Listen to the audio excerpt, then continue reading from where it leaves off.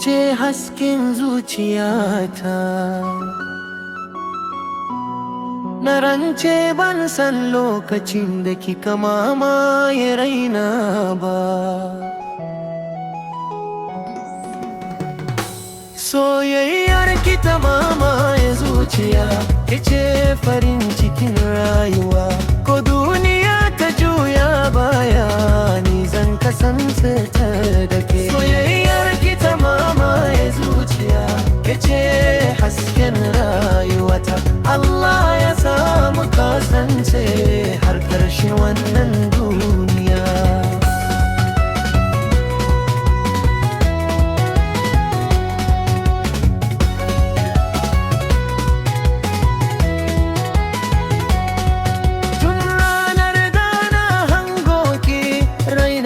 Kasa samun nutsuwa, murmushin ki kamar hasken wata ya kawar da duk damuwa. Ina roƙon Ubangiji ya albarkaci wannan kauna, ya haja zukatanmu cikin aminci da salama.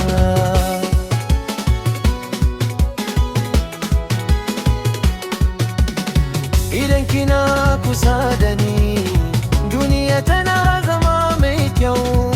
Ko akwai talubale a gaba, tare da ke zanci nasara. Ba zinariya nake nema ba, ba dukiya ce burina ba.